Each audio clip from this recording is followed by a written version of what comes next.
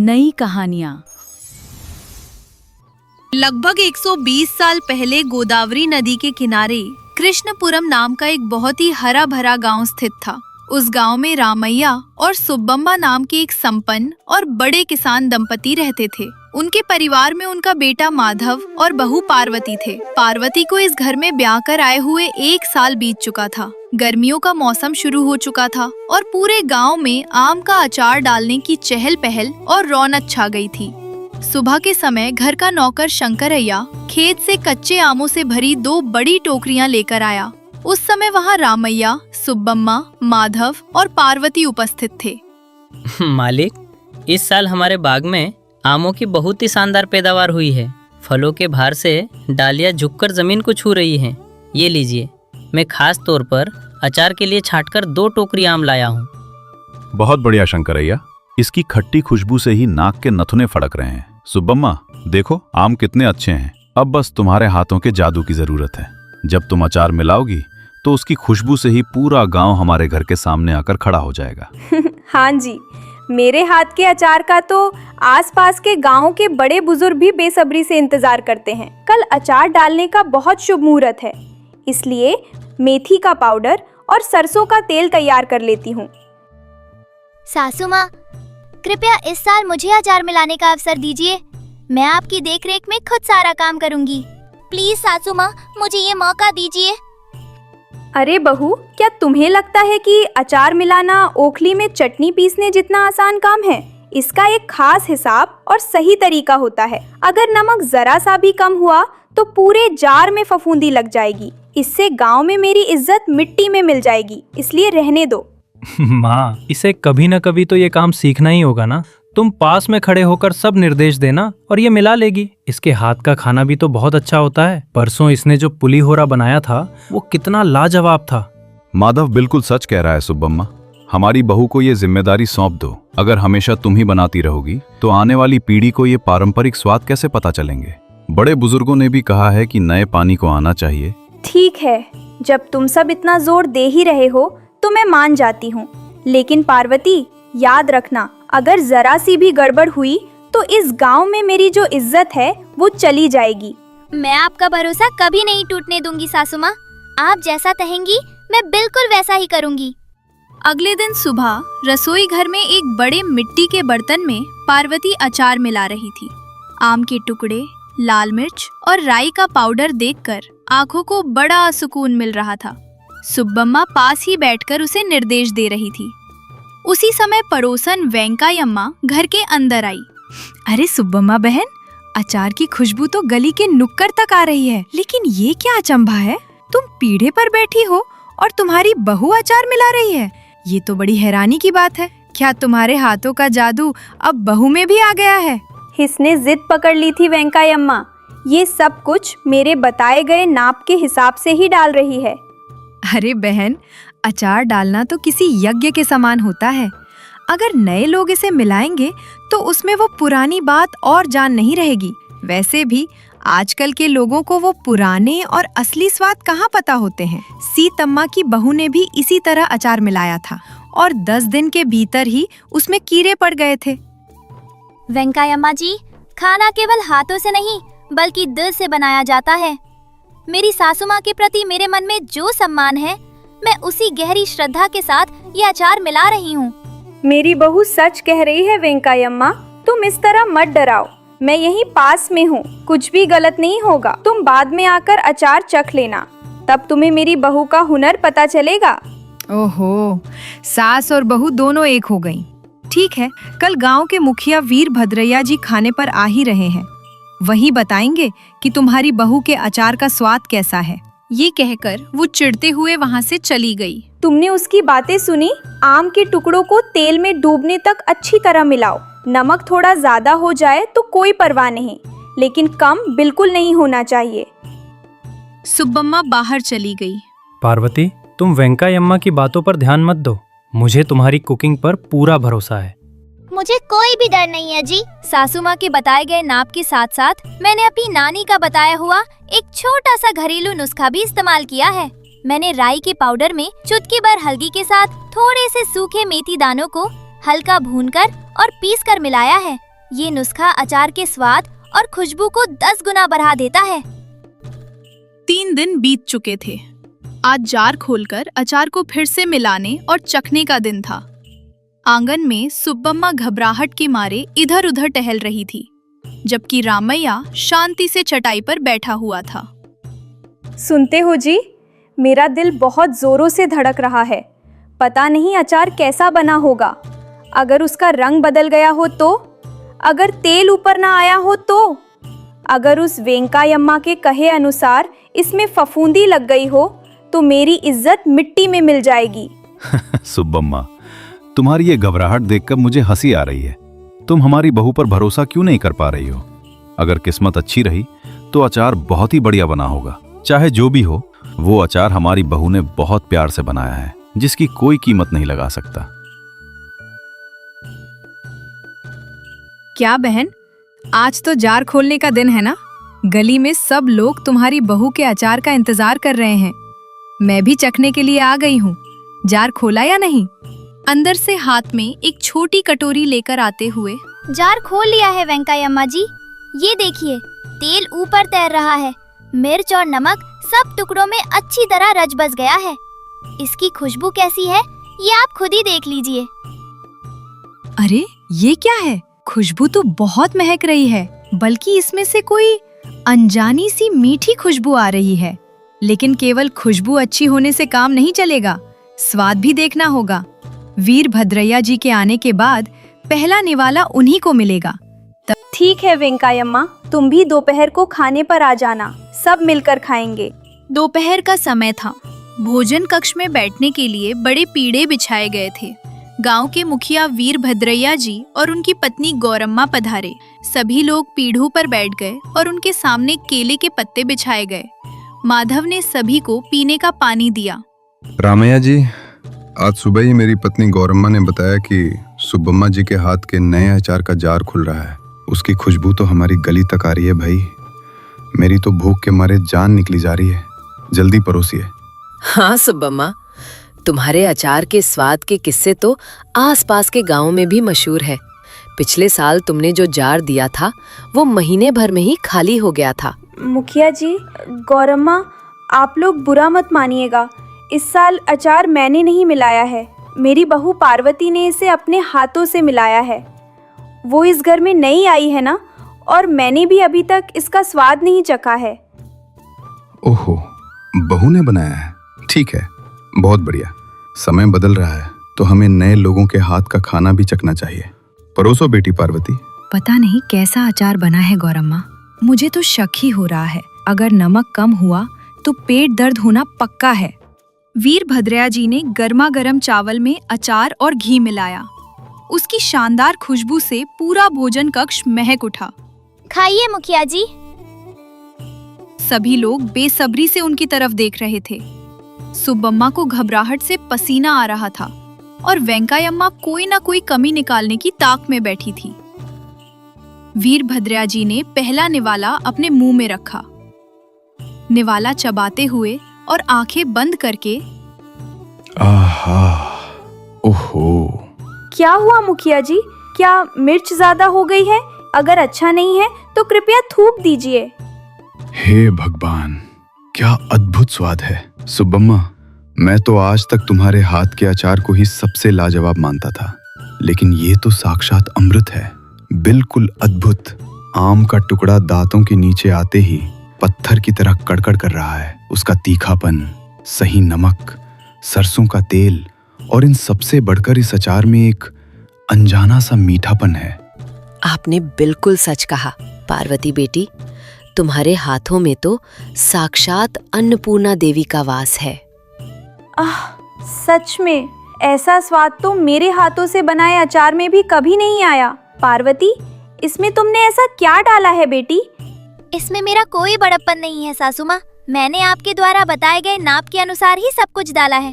बस अपनी नानी के कहे अनुसार थोड़ा सा भुना हुआ मेथी पाउडर भी मिला दिया था। और सबसे बड़ी बात, मैंने इसे इस भक्ति और प्यार के साथ मिलाया कि ये अचार मेरी सासू माता नाम गांव में और भी रोशन करे। मेरी नानी कहती थी कि प्यार और श्रद्धा से बनाए गए खाने में स्वाद अपने आप आ जाता है। सुना तुमने सुब्बम्मा, खाना केवल मसालों का मेल नहीं बल्कि भावनाओं का मेल होता है। तुम्हारी बहू ने सिर्फ तुम्हारी इज्जत ही नहीं रखी बल्कि हमारे पूरे परिवार का नाम रोशन किया है। मुझे माफ कर दो पार्वती।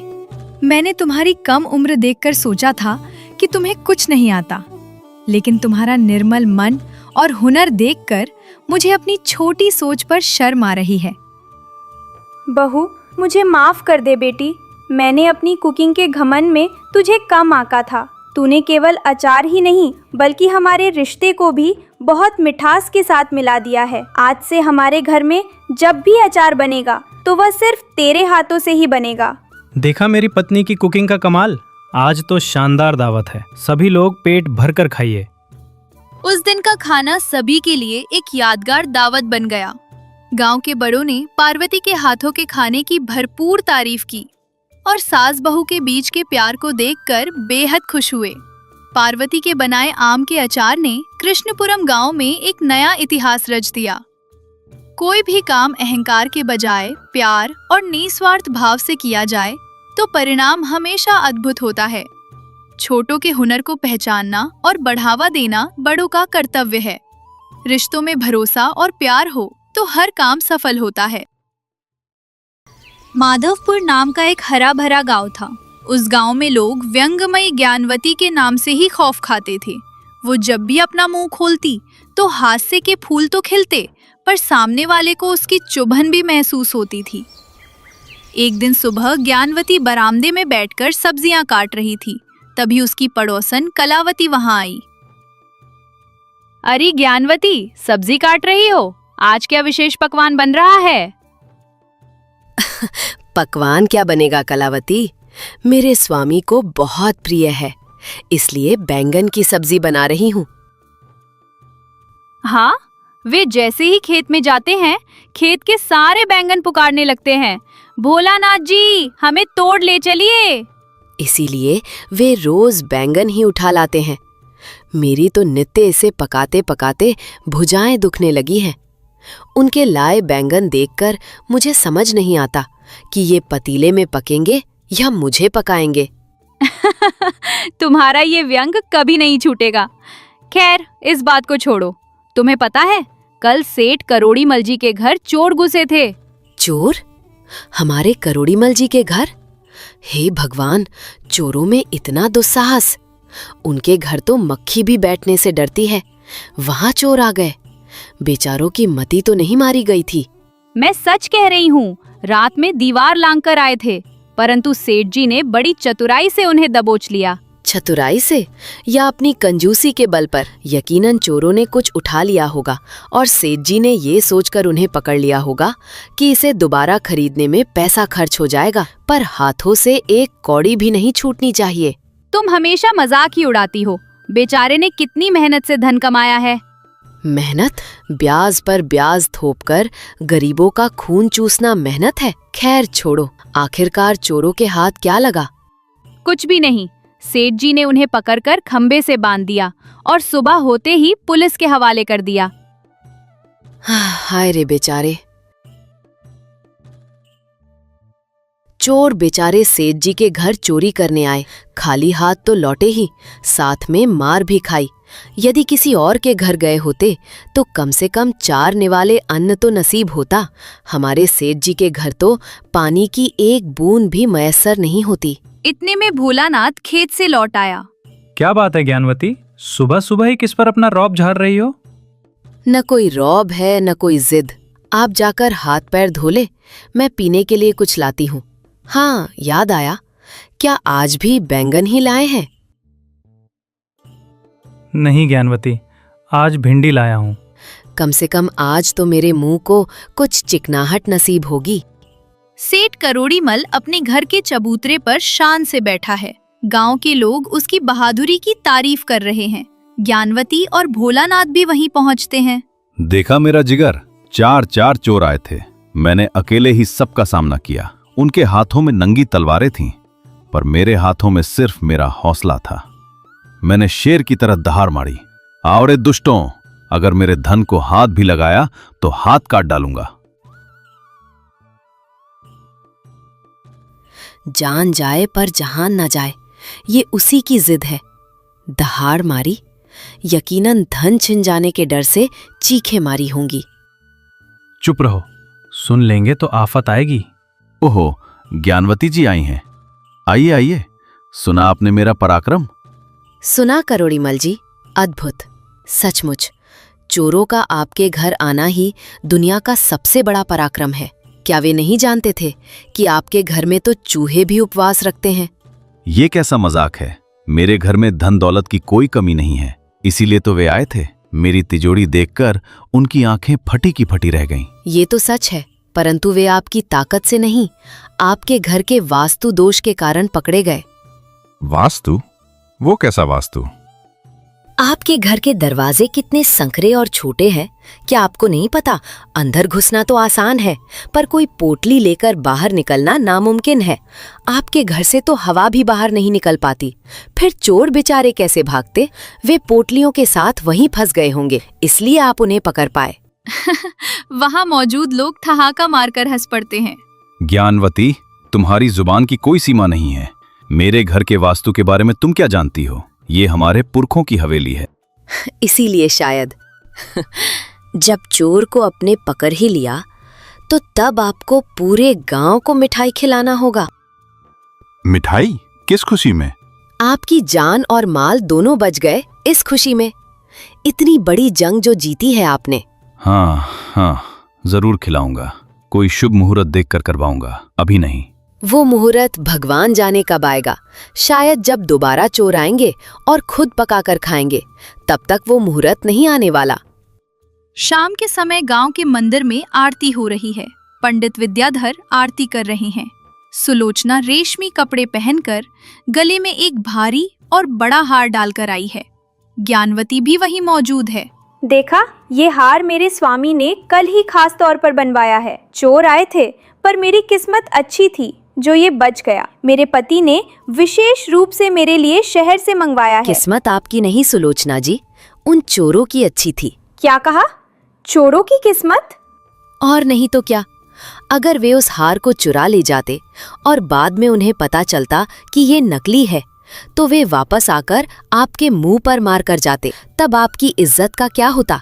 ये नकली नहीं है, ये शुद्ध सोना है। मेरे स्वामी ने कहा है कि ये अव्वल दर्जे का सोना है। अरे इतना गुस्सा क्यों?